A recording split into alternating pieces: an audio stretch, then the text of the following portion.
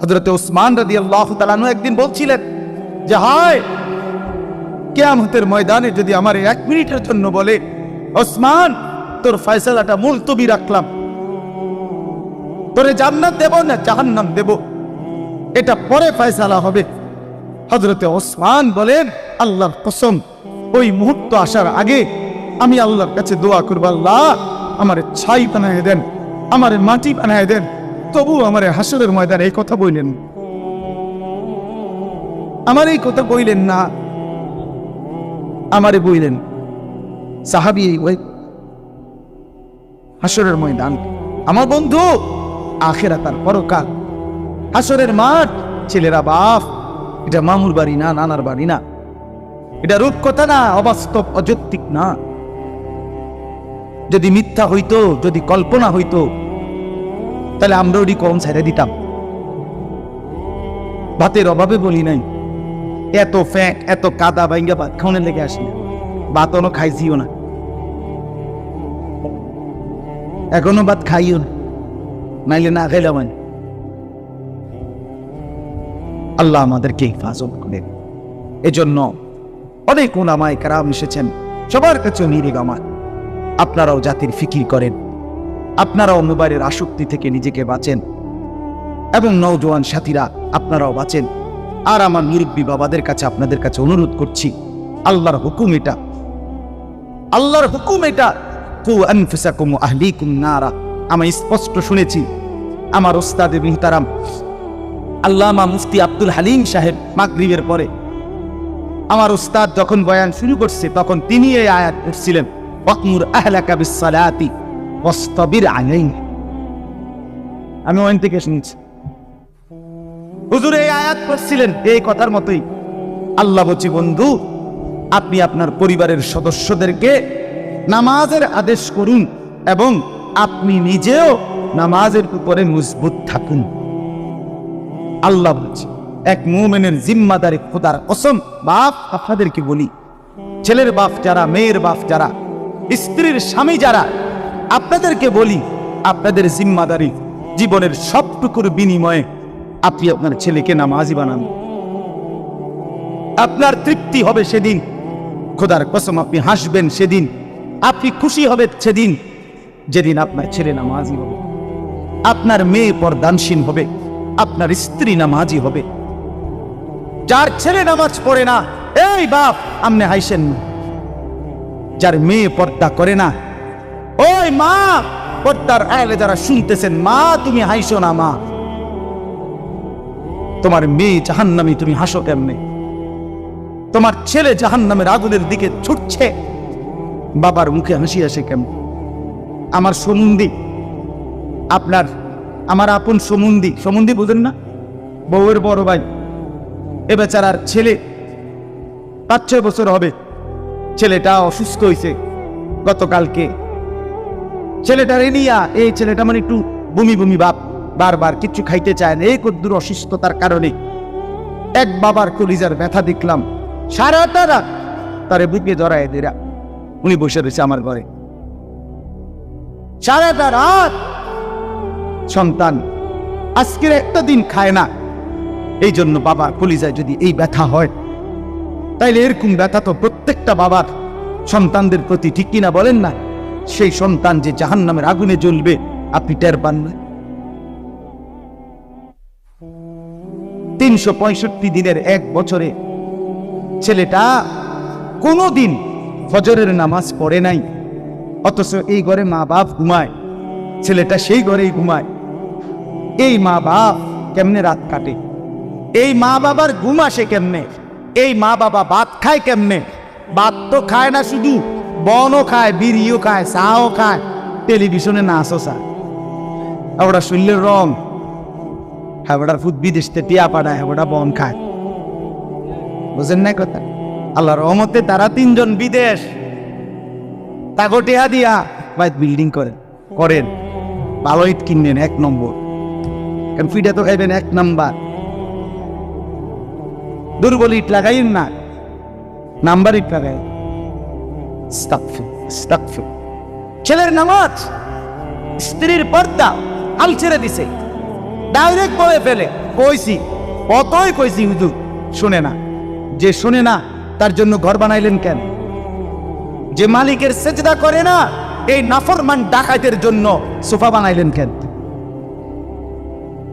যেই মেয়ে পর্দা করে না এই বেহায়া বেশরমের জন্য আপনি ঘর সাজাইলেন কেন? কথা বলেন না কেন? আল্লাহর দুশমন যে, সে আপনার দুশমন না? কথা বলেন। বলে আমি বলি না আপনারে বাইর করে দিতেন, মানে আপনি হাল ছাড়লেন কেন? আমার দুঃখ এটা। এবারে কয় আর কয় না হইতো না হুজুর, আর হইতো না। আপনার ছেলে, আপনি হাল ছাড়বেন কেন? কোন বাপ কি তার সন্তানের চিকিৎসা বন্ধ করে দেয়? কথা বলেন না কেন? আতুর হোক, লুলা হোক, পঙ্গু হোক, প্যারালাইজড হোক, বিকলাঙ্গ হোক, বোবা হোক, বধির হোক, আমার ফুট। ঠিক কিনা বলেন না কেন? আমার ফুটকে আমি হালাই দিতে পারিনি, তাহলে আমার সন্তান আমি ফেলে দেবো কেন? আমি হাল ছাড়বো কেন? মানুষে না বলুক, আমি বলবো না কেন? এজন্য বাপ, আমার কথার খোলাসা এটা, আমার মূল বক্তব্য এটাই। আপনাদের এই অঞ্চলে আপনাদের কাছে আমি অনুরোধ করে গেলাম, বাবারা মারা ছেলে মেয়ের নামাজ, ছেলে মেয়ের আখলাকের দিকে আরো বেশি ফিকির করেন, আরেকটু চেষ্টা করেন, হাল ছেড়ে দিয়েন না। আর যুবক ভাই, তোমাদের কাছে বলি, আমার কথা বাবা যদি গুরুত্ব নাও দেয়, মনে করো, মা যদি গুরুত্ব নাও দেয়, তুমি তোমারে নষ্ট করো, তুমি তোমারে বরবাদ করো না ভাই। অনুরোধ আমার, এ ছেলে তোমাদেরকে বলি, বাপ তোমাদেরকেও বলি, হযরত ইব্রাহিম আলাইহিস সালামের মা বাবা দুইজনই মূর্তি পূজক ছিলেন কিনা? কিন্তু ইব্রাহিম আলাইহিস সালাম তাদের সামনে মাথা নোয়ায় না। ইব্রাহিম আলাইহিস সালামের বাবা আযর বলছিল ইব্রাহিমকে, হযরত ইব্রাহিম নবীকে, লা ইল্লাম তানতাহি লা আরজুমান্নাক, পুত ছেলে আমার, যদি তুমি আমার মূর্তির বিরোধিতা না ছাড়ো, আমি তোমারে পাথর মেরে ফেলব। ওয়াহজুরনি মালিয়া, এবং তেজ্য পুত্র করে বাড়ি ছাড়া করে দেব। কোরআনের আয়াত।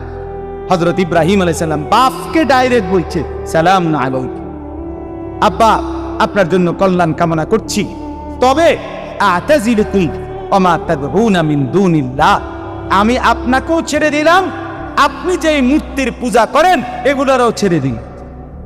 ওয়া আদউ রাব্বি, ইব্রাহিম আলাইহিস সালাম বলেন, আব্বা আপনাকেও ছাড়লাম, মাকেও ছাড়লাম, আমি শুধু আমার আল্লাহকে ডাক দিলাম। আসা আল্লাহ আকুনা বিদুআই রাব্বি শাকিয়া। ইব্রাহিম আলাইহিস সালাম বললেন, আব্বা শুনে নেন বাপ আমার, আমি বিশ্বাস করি আমার সেই আল্লাহকে ডেকে কেউ কোনোদিন বঞ্চিত হয় না। সুবহানাল্লাহ, আল্লাহকে ডেকে বঞ্চিত হয় না। হযরতে আসিয়া, তার স্বামী জামানার শ্রেষ্ঠ কাফের, আমার এই চিৎকার চেঁচামেচি করছি আমি, যে গুনাহ তৃপ্তি দেয় না রে বন্ধু, এক গ্লাস পানি তৃপ্তি দেয়, এক সাগর মদ তৃপ্তি দেয় না। একজন হালাল স্ত্রী, একজন বিবি তৃপ্তি দেয়, আর তামাম পৃথিবীর নর্তকী নারী উলঙ্গ করে দেখালেও সেই যুবকের তৃপ্তি হয় না। গুনাহ সুখ দেয়, গুনাহ তোমার শান্তি দিবে না, গুনাহ তোমার জীবন নষ্ট করে দিবে, একদিন যৌবন শেষ করে দিবে, শেষ পর্যন্ত তোমার জাহান্নামের অঙ্গার বানায়। আল্লাহ আমাদেরকে মাফ করে দেন, আল্লাহ আমাদের ছেলেদেরকে মাফ করে দেন, আল্লাহ আমাদের বাবাদেরকে মাফ করে দেন। বাবারা আপনাদেরকেও বলি, বাপ আপনারা 60 বছর বয়স, অহনো বিড়ি গান যারা, এই বদ অভ্যাস ছেড়ে দেন। আপনাকেও খাচ্ছত খারাপ, বিড়ি খাই না কাকা, আপনার অভ্যাস খারাপ, আপনার লক্ষণ বালা না। 60 বছর কাকা, অনো বিড়ি গান, আপনি মরবেন কোন দিন? বিড়ি গানা ছাড়বেন কোন দিন?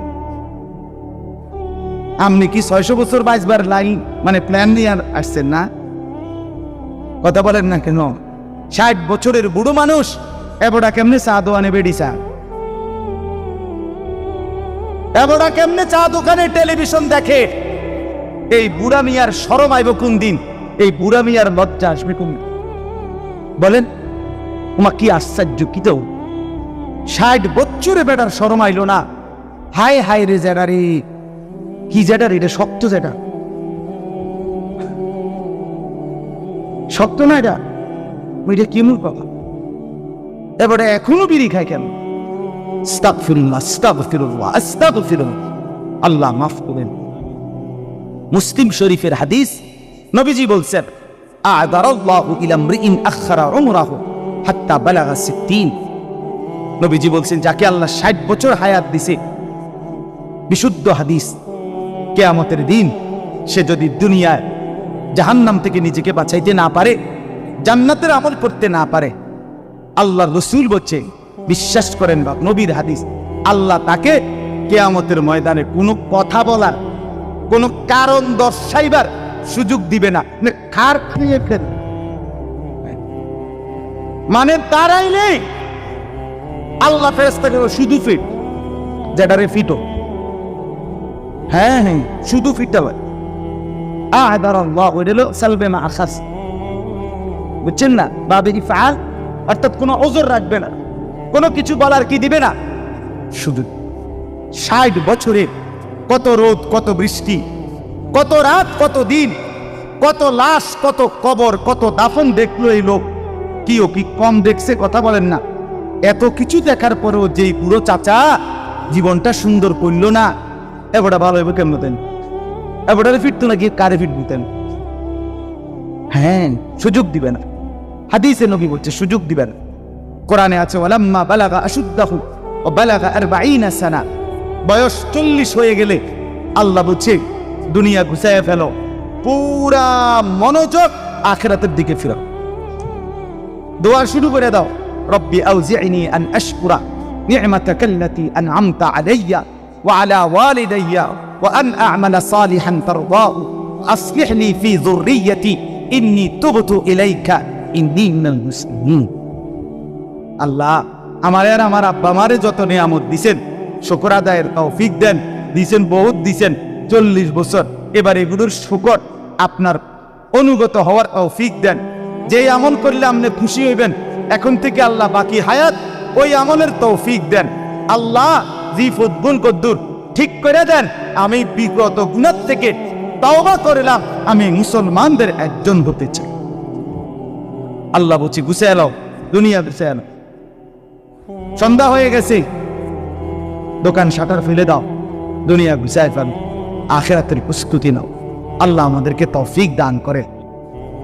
কোরআনুল কারীমের 14 নম্বর পারা, কোরআনুল কারীমের 16 নম্বর সূরা, সূরাটির নাম সূরায়ে নাহল। নাহল শব্দটা এই সূরার 90 নম্বর আয়াত। এই একটি আয়াত আমি আপনাদের সামনে তেলাওয়াত করেছি। তাহলে কত নম্বর পারা বলেন? 14 নম্বর পারা। বলেন তো 16 নম্বর সূরা। কত নম্বর সূরা বলেন? 16 নম্বর। সূরাটার নাম নাহল। বলেন, অর্থ মৌমাছি। মৌমাছি সূরা, বাংলাটাই মনে রাখবেন। কোন সূরা? মৌমাছি সূরা, 16 নম্বর সূরা। মৌমাছি চেনেন না? মৌমাছি। এই মৌমাছি সূরার 90 নম্বর আয়াত আমি আপনাদের সামনে তেলাওয়াত করেছি। মজার বিষয় হলো, আমি এই চেয়ারে যতক্ষণ ছিলাম, আমার নাম ঘোষণা দেওয়ার আগে ওই পর্যন্ত আমার জেহানে মানসিকভাবে প্রস্তুতি নিছিলাম কোরআনুল কারীমের 28 নম্বর পারার একটি আয়াত তর্জমা করার জন্য। এখানে যখন বসছি, তখন আমার এই আয়াতের কথা মনে হয়েছে যে না, এইটা পড়ব। কেন মনে হয়েছে? একেবারে সত্যি করে এনে বসছি আর মনে হয়েছে। কেন মনে হয়েছে? এই আয়াতের ভিতরে হুবহু এই সংগঠনের নামটা আছে,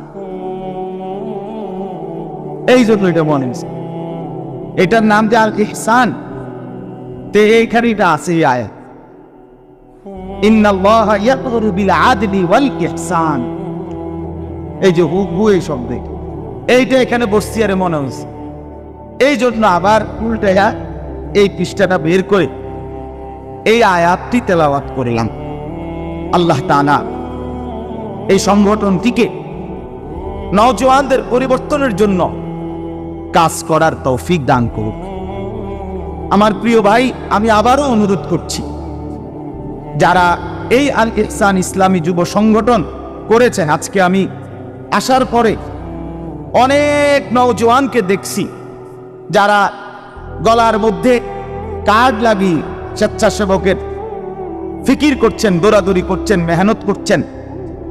এখন আলহামদুলিল্লাহ ওলামায়ে কেরাম যারা বয়ান করার, মূলত তারা সবাই বয়ান শেষ হয়ে গেছে, উল্লেখযোগ্য ভারী আর কোনো কাজ নাই। এই জন্য আমার বিনীত অনুরোধ, অল্প একটু সময়, আমি কোনোভাবেই আমাকেও এই রাস্তা পার হয়ে কুমিল্লা ক্যান্টনমেন্ট ফিরে যেতে হবে আবার, আল্লাহ চাহে তো ইনশাআল্লাহ। আমি সবার পরে পড়ে গেছি এমনিতেই। তো এরপরও আমি অনুরোধ করব, এই সমস্ত যুবক ভাই, দয়া করে আল্লাহর ওয়াস্তে মেহেরবানি করে ভাইয়া, আপনারাও আপনাদের ব্যস্ততা ছেড়ে একটু সময়ের জন্য আপনারা প্যান্ডেলের ভেতরে এসে বসেন। আপনাদের উপকার হবে, আমারও উপকার হবে। আমি বলতে পারলে আমার নেকি হবে, আপনারা শুনলে আপনাদের নেকি হবে। এটা দুজনেরই লাভ, উভয়ের লাভ, বললেও লাভ, শুনলেও লাভ। এই জন্য দাঁড়িয়ে না থেকে মেহেরবানি করে যতক্ষণই শুনো ভাই, যাইও না, ওইদিকে যাইও না, বসো, যেখানে আছো এখানেই বসো। যে যতক্ষণ ভাল লাগে, 10 মিনিট হইলে 10 মিনিট, 2 মিনিট হইলে 2 মিনিট, যে যতক্ষণ ভালো লাগে মেহেরবানি করে অতক্ষণই শুনেন, তবে বসে শুনুন। বলেন ইনশাআল্লাহ। বসে শুনলে লাভ, জুতা খুলে শুনলে আল্লাহর কোরআন, আল্লাহর ওয়াহি, এটার হক আদায় হয়। চলেন এবার তর্জমা বলি, শেষ তর্জমায় বলবো শুধু আমি। আল্লাহ তাআলা এই 90 নম্বর আয়াতে এতক্ষণ ওয়াজ করছি, আমরা কত কিছু, কত কথা বলছি। এই আয়াতটা আল্লাহ বলেন, বান্দা শুনো, আমি আল্লাহ স্বয়ং ওয়াজ করলাম। কে? ইয়াইজুকুম, আল্লাহ বলেন আমি ওয়াজ করি। এই জন্য ওয়াজ আল্লাহ তাআলা বলেন, আল্লাহ বলেন ওয়াজ আমি করছি। কে করছে? এই আল্লাহ নিজে ওয়াজ করছে। রাসূলুল্লাহ সাল্লাল্লাহু আলাইহি ওয়াসাল্লামের সাহাবীরা, হাদিসে স্পষ্ট আছে, নবীজির বেলায় সাহাবীরা ব্যবহার করছে ওয়াজানা রাসূলুল্লাহ সাল্লাল্লাহু আলাইহি ওয়াসাল্লাম। রাসূলুল্লাহ সাল্লাল্লাহু আলাইহি ওয়াসাল্লাম আমাদেরকে ওয়াজ করলেন, সাহাবীরা বলেছে। এই জন্য ওয়াজকে ওয়াজ বলা কোরআনের শব্দ, ওয়াজকে ওয়াজ বলা হাদিসের শব্দ, প্রোগ্রাম বলা এটা কোরআনের শব্দ না। হ্যাঁ, ওটা নতুন আধুনিক যে আজকে প্রোগ্রাম কোথায়?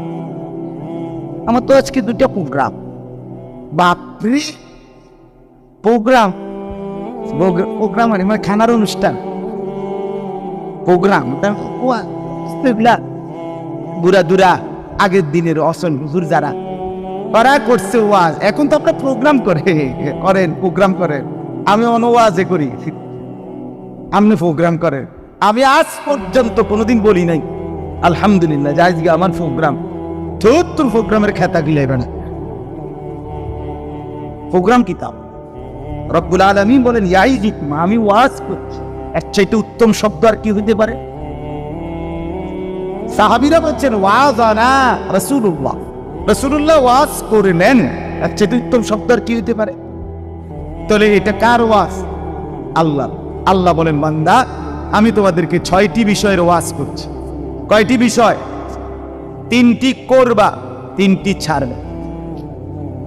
1 নাম্বার, ইন্নাল্লাহা ইয়া'মুরু বিল আদল, আল্লাহ তাআলা বলেন আমি তোমাদেরকে সর্বক্ষেত্রে ন্যায়পরায়ণতা, ইনসাফ। আমার এক ভাই, আপনি লম্বা সময় ধরে মোবাইল টিপতেছেন, আপনারে অনুরোধ করছি আপনি মাদ্রাসার ভিতরে গিয়া মোবাইল টিপেন।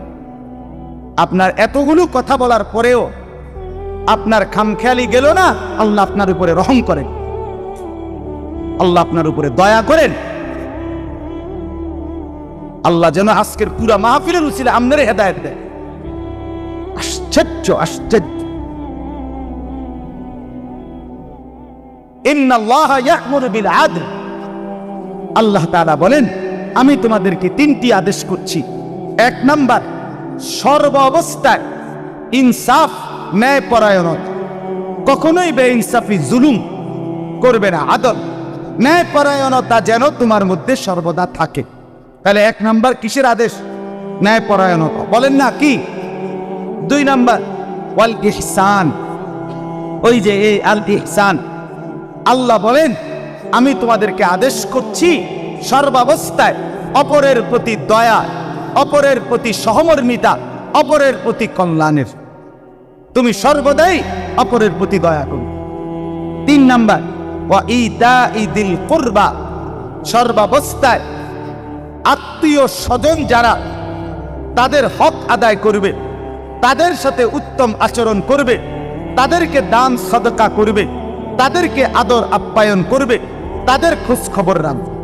এই তিনটা আল্লাহ বলেন, এক নাম্বার, হে আমার বান্দা, আমি তোমাদেরকে আদেশ করছি সর্বাবস্থায় ন্যায়পরায়ণ থাকবে। কি থাকবে বলেন? ন্যায়পরায়ণ। দুই নাম্বার, সর্বাবস্থায় অন্যের প্রতি দয়া করবে। তিন নাম্বার, সর্বাবস্থায় আত্মীয় স্বজনের হক আদায় করবে, আত্মীয় স্বজনের সাথে সুসম্পর্ক, সদয় ব্যবহার করবে। ওই 30 মাইল দূরে গিয়ে একখানে টিয়া দিয়া, 30,000 টাকা দিয়া একটা স্লোগান লইয়া বাইতেছে, নারায়ে তাকবীর, জনাব বিশিষ্ট দানবীর অমক 30,000। সবাই কইছে মার হাবা, আবারে মার মার মার। ওটা কইছে যা বাইতে গেলাইছে 30,000। ওই স্লোগান লইয়া 30 মাইল দূরেতে আপন চাচাতো ভাই, আপন জ্যাঠা, আপন চাচা, আপন স্বজন বাড়ির পাশে 1,000 টাকা চাইছে, তাকে দেয় নেয়। হেতে তো স্লোগান দিতে হয়। এটা ইনসাফ, এটা কি না? আল্লাহ তাআলা বলেন, আত্মীয় স্বজনের সাথে অন্যকে দান করা যেমন সওয়াব, তার চাইতে বেশি সওয়াব আত্মীয় স্বজনকে দান করা। আল্লাহ আমাদেরকে তৌফিক দান করে। তাইলে ন্যায়পরায়ণতা, অপরের প্রতি দয়া এবং আত্মীয় স্বজনের সাথে উত্তম আচরণ করা, হক আদায় করা। দুই নাম্বার, আল্লাহ তাআলা বলে নিষেধ করছি তিনটা। কয়টা? ওয়ায়ানহা আনিল ফাহশা। এই যুবক ভাই শুনো, আল্লাহর নিষেধ। এক নাম্বার, আল্লাহ বলে, বান্দা আমি তোমাদেরকে নিষেধ করলাম সমস্ত অশ্লীলতা থেকে। তুমি মুমিন, তুমি আমার বান্দা, তুমি অশ্লীলতা করো। ফাহশা, অশ্লীলতা। অশ্লীলতা কি? তাফসীরের মধ্যে লিখছে, নারীকে কেন্দ্র করে যত গুনাহ সব অশ্লীল। শুধাই কথা বোঝেন নাই? নারীকে কেন্দ্র করে যত রকমের গুনাহ, এটাকে কি বলে? অশ্লীলতা। ওয়ালা তাকরাবুজ জিনা ইন্নাহু কানা ফাহিশা। এই যে ওয়ালা তাকরাবুল ফাওয়াহিশা মা যাহারা মিনহা ওয়া মা বাতান ইন্নাস সালাতা তানহা আনিল ফাহশাই ওয়াল মুনকার। এই ফাহশা নারীকে কেন্দ্র করে, নারীর সাথে অবৈধ প্রেম, অবৈধ ভালোবাসা, নারীর ছবি দেখা, নাচ দেখা, নারীর গান শোনা, নারীর পিছনে পিছনে প্রেম করা, নারীর সাথে সম্পর্ক, অর্থাৎ বৈধ হালাল স্ত্রী ব্যতীত নারীর সাথে যে কোনো রকমের গুনাহ, এটার নাম হলো অশ্লীলতা। আল্লাহ বলেন, আমার বান্দা আমি এটা নিষেধ করলাম, এটা করুন, এটা করুন। আল্লাহ আমাদেরকে হেফাজত করেন, আল্লাহ আমাদেরকে হেফাজত করেন। এরপরে আল্লাহ বলেন, ওয়াল মুনকার, সমস্ত গুনাহ আমি আল্লাহ নিষেধ করেছি। যত কবিরা গুনাহ, সব কবিরা গুনাহ থেকে তোমাকে আমি নিষেধ করলাম, তুমি করো না। তিন নাম্বার, ওয়াল বাগি, সীমা লঙ্ঘন, বাড়াবাড়ি, অর্থাৎ গুনাহ এবং নাফরমানি, পাপ অবাধ্যতার ক্ষেত্রে মারামারি কর, সীমা লঙ্ঘন। আর রাখেন নিজের, আপনাদের এত কথা শুনলে চলন যাইতো না। আল্লাহ বলে, এটা কিন্তু আমার সাথে বাড়াবাড়ি করছে। আমার গুনার মধ্যে সীমা লঙ্ঘন করো না, তার মানে হলো তাফসীরের মধ্যে লিখছে লাগাতার গুনাহ হতে দিও না। এই কথাটা শেষ মনে রাখেন। গুনাহ দুই ধরনের, এক হলো আপনার আমার গুনাহ হয়, আমারও হয়, আপনারও হয়। কিন্তু বান্দা গুনার উপরে ইমানদার মুমিন টিকে থাকে না, জমে থাকে না। গুনাহ হয়, ভুল বুঝতে পারে তো সাথে সাথে তওবা করে আল্লাহর কাছে মাফ চেয়ে নেয়। আল্লাহ তাআলা বলেন এমন বান্দা আমার মুত্তাকিয়ে থাকে। কিন্তু ওনার উপরে ধারাবাহিক লাগাতার, অর্থাৎ আজকে 10 বছর আপনি বেনামাজ, আজকে 20 বছর আপনি সুদ খান, আজকে 20টা বছর টানা আপনার ঘরে রঙিন টেলিভিশন প্রতিদিন এক নিয়মে চলে, আপনার বউ বাচ্চা আপনার ঘরে, আহা আপনার টাকায় কিনা আপনি ডিশের বিল দেন, তারা আপনার ডিশে পৃথিবীর সব নাচ গান ছবি নাটক আপনার ঘরে থাইকা 30টা বছর টানা দেখে। তার মানে হলো আপনি এটারে গুনাই মনে করছেন না, আপনি এটাকে ত্যাগ করার কোনো মানসিকতাই রাখতেছেন না। আল্লাহ বলে বান্দা এটা কিন্তু সীমা লঙ্ঘন, এমন সীমা লঙ্ঘনকারী বান্দাকে কিন্তু আমি ছাড়িনি। আল্লাহ বলে আমি নিষেধ করলাম। তাহলে 1 নাম্বার অশ্লীলতা, 2 নাম্বার কবিরা গুনাহ, 3 নাম্বার গুনাহ এবং নাফরমানি অবাধ্যতার ক্ষেত্রে সীমা লঙ্ঘন, বাড়াবাড়ি অর্থাৎ লাগাতার। মুসলমানের যুবক 1 সপ্তাহ তুমি কখনোই নামাজ পড়ো না, এটা কেমন মুসলমান বল?